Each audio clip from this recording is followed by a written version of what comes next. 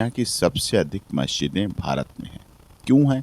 हम Iran Iraq के सहारे नहीं रहे। UAE, Iran, Iraq, Kuwait, Saudi Arab, Jeddah, यरूशलेम, इजराइल, इस्लामिक कंट्रीज में मोदी जी का देख सकते हैं कश्मीर में हमारे देश के फौजी मारे जा रहे हैं आतंकवाद के कारण। अगर आतंकवाद का खात्मा नहीं होगा और जो उनको साथ दे रहे हैं, आतंकवादी को साथ दे रहे हैं, हमास जैसे आतंकवादी को साथ दे रहे हैं, तो ये बहुत निंदनीय है। ये हमारे देश के नागरिक राष्ट्रवाद के लिए हमें आतंकवाद को खत्म करना है, चाहे हमारे देश के अंदर हो चाहे किसी भी देश में हो गई कि सवारियां नहीं मिल रही हैं, पैसेंजर नहीं मिल रहे हैं, जनसंख्या बढ़ता जा रहा है ना, गरीबी का जनसंख्या बढ़ता जा रहा है, हमारे देश में युवाओं का जनसंख्या बढ़ता जा रहा है, बेरोजगारी का जनसंख्या बढ़ता जा रहा है, तो इस कारण से हमारे देश में ये परिस्थिति आ रही है। तो वंदे भारत भी ट्रेन तो फुल भर के चल रही है, वंदे भारत भी चल रही है, तो राजधानी भी चल रही है, तो पैसेंजर भी चल रही हैं, तो और एक्सप्रेस ट्रेन भी चल रही हैं, रोड भी भरी चल रही हैं। इलेक्ट्रिक व्हीकल अभी गडकरी जी लाए। अभी गडकरी जी तो मतलब सम्मानित नेता है, वो तो अच्छे विचारों के हैं, तो इलेक्ट्रॉनिक व्हीकल लाए। अब आप देखिए हर तीसरा चौथा वाहन आपको इलेक्ट्रिक व्हीकल मिल रहा है। क्यों मिल रहा है? इसका हमने कंट्रोल किया। हम ईरान इराक के सहारे नहीं रहे। हम पेट्रोल डीजल के लिए भीख मांगते नहीं दिखे। अब हम अपने सहारे हैं। इलेक्ट्रॉनिक व्हीकल चल रहे हैं हमारे देश में और सब चल रहे हैं, लोग देख रहे हैं। पॉल्यूशन मुक्त हैं, प्रदूषण मुक्त का इलाज किया हमने डीजल पेट्रोल की बढ़ती कीमतों का इलाज किया। अब फ्री में गाड़ियाँ चल रही हैं। कहाँ 100 रुपये लोग डीजल डलाते हैं, 100 रुपये पेट्रोल डलाते हैं, अब फ्री में चल रही इलेक्ट्रिक व्हीकल। तो बहुत परिवर्तन आया। तो मोदी जी एक शब्द में ये नहीं कह सकते हैं क्या, हमारे देश के जनता हमसे बेरोजगारी पे, महंगाई पे, इस पे चर्चा करो, जो इजराइल का युद्ध हो रहा है वो हमें संभालने दो, मैं देश का नेतृत्व करता हूं, मैं करके आपको दिखाऊं। वो अकेले नहीं है करने वाले। डॉक्टर जयशंकर जी हैं, डॉक्टर जयशंकर जी हैं, विदेश मंत्री हैं, विदेश की बहुत नॉलेज है, बहुत पकड़ है उन्हें, बहुत समझ है, सब चीज़ों को जानते हैं, समझते हैं। तो निश्चित तौर पर उनका भी उद्देश्य है कि हमारा देश का मान मर्यादा बढ़े। अब वो भारत नहीं रहा पहले वाला, जिस भारत को झुक के चलना पड़ता था। अब भारत झुकाना भी जानता है, सीना तान के चलना भी जानता है, गर्व के साथ खड़ा होना भी जानता है और गर्व के साथ दुनिया के पटल पर मान सम्मान कराना भी जानता है। और मान सम्मान आपने G20 में देखा, करना भी जानता है। अगर मोदी जी का पूरी दुनिया में इस्लामिक कंट्रीज में सम्मान होता है, क्या बात आप कर रहे हो?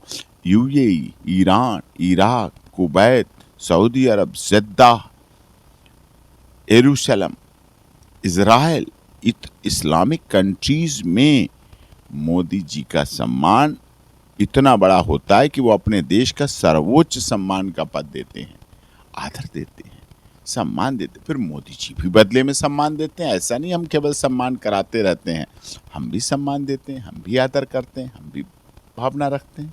तो ये बहुत महत्व। अच्छा, हमारे देश के राष्ट्र प्रमुख के विपक्ष में हमारे देश की जनता चला जा रही है, क्या ये सही है? हमारे देश के नेतृत्वकर्ता पे कहीं ना कहीं संदेह की नजर से विदेशों में देखा जाएगा। नहीं, कभी नहीं। मोदी जी कभी नहीं संदेश की नजर से। देखिए, हमारे देश का जो प्रधानमंत्री जो भी रहा हो, मनमोहन सिंह जी भी रहे, राजीव गांधी जी भी रहे, इंदिरा जी भी रही, जवाहरलाल नेहरू भी रहे, अपने हिसाब से सबने काम करे। गलतियां हुई, खामियां रह जाती हैं, कोई व्यक्ति पूर्ण नहीं होता है। अब मोदी जी जैसा कोई नहीं हो पाया, अब इसमें उनकी भी गलती नहीं। अपनी अपनी क्षमताएं हैं, अपने अपने कार्य करने के तरीके हैं, अपना अपना हिसाब है, अपनी अपनी विदेश नीति है, अपने कार्य करने की मेहनत की। मुसलमान के लिए क्यों इतना वो है? वो तो बोल रहे हैं कि मोदी जी हम लोग के लिए कुछ किए ही नहीं है। मुसलमान भारत में बहुत खुश है, बहुत सम्मान के साथ रह रहा है, बहुत इज्जत के साथ। इस देश में आप देखिए, दुनिया की सबसे अधिक मस्जिदें भारत में हैं। क्यों हैं? क्योंकि हम मंदिर भी बनाते हैं तो मस्जिद भी बनाते हैं। अगर हमारे संगठन, हमारे सामाजिक लोग 10 बोरी मस्जिद को देते हैं, तो 10 बोरी मंदिर को देते हैं, तो 10 बोरी गुरुद्वारे को देते हैं, तो 10 बोरी सीमेंट गिरजाघर को भी देते हैं। हम सबको समान भाव से देखते हैं, हम सबको समान नीतिक सिद्धांत और प्यार से देखते हैं। और यही खुशी की बात है, यही हमारी गंगा जमनी सभ्यता है, यही हमारा सिलसिला है।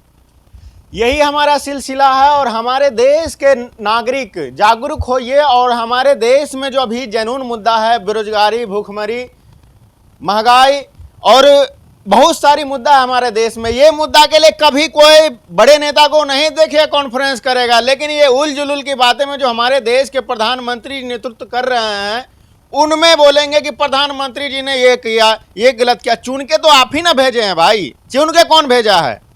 आप चुनते हैं, जब आपके राष्ट्र प्रमुख फैसला लेते हैं तो आप विपक्ष में आ जाते हैं, हमास जैसे आतंकवादी गतिविधि करने वाले के समर्थन में आ जाते हैं। आतंकवाद पे जीरो टॉलरेंस रहा है हमारे भारत का। हमारे भारत के प्रधानमंत्री जी बोलते हैं कि आतंकवाद को हम बर्दाश्त नहीं कर सकते हैं।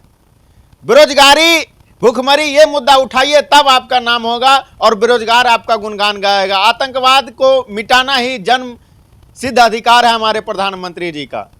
जमींदोज करना है प्रधानमंत्री को, आतंकवाद को। यही भाव लेकर, और केवल भारत के प्रधानमंत्री को नहीं, अब पाकिस्तान भी समझ रहा है। G20 में भी यही मुद्दा रहा है कि आतंकवाद को मिट्टी में मिलाना है। आतंकवाद, पर्यावरण, स्वास्थ्य, शिक्षा, एकता, one earth, one family, one future, one health. Health भी हमें है। हमने दुनिया को योगा क्यों दिया? पूरी दुनिया ने योगा को माना कि योगा से फायदा है। यूएनओ में योगा का प्रचार हुआ, भारत से योगा चला और पूरी दुनिया में योगा माना। इस्लामिक कंट्रीज योगा करते हैं, ओम का उच्चारण करते हैं, कपाल भांति करते हैं, एक्सरसाइज, व्यायाम, योगा, ध्यान केंद्र। ये क्या मतलब हमने दुनिया को हेल्थ दी, हमने दुनिया को स्वस्थ रखने का अपना कल्पना, अपनी विचार सब तक पहुंचाई।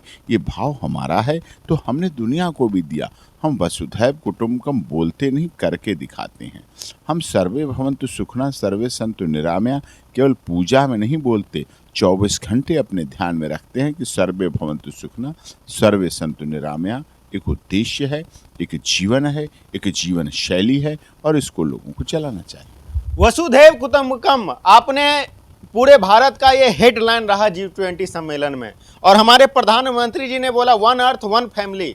और हमें किसी देश को गलत नज़र से हमारे देश नहीं देखता, ना हमारे देश के प्रमुख, राष्ट्र प्रमुख देखते हैं। उन्होंने बोला कि राष्ट्रवाद के लिए हमें आतंकवाद को ख़त्म करना है, चाहे हमारे देश के अंदर हो चाहे किसी भी देश में हो। राष्ट्रवाद के लिए आतंकवादी को ख़त्म करना बहुत ज़रूरी है, क्योंकि हमारे देश के आम पब्लिकों का रक्षा नहीं हो पा रहा है। देख सकते हैं कश्मीर में हमारे देश के फौजी मारे जा रहे हैं आतंकवाद के कारण। अगर आतंकवाद का खात्मा नहीं होगा और जो उनको साथ दे रहे हैं, आतंकवादी को साथ दे रहे हैं, हमास जैसे आतंकवादी को साथ दे रहे हैं, तो ये बहुत निंदनीय है। ये हमारे देश के नागरिक को जागरूक होना चाहिए। इस वीडियो को ज़्यादा से ज़्यादा शेयर करें और सब्सक्राइब करें ताकि आप लोगों का आवाज़ अच्छा तरीका से उठ पाए। जय हिंद।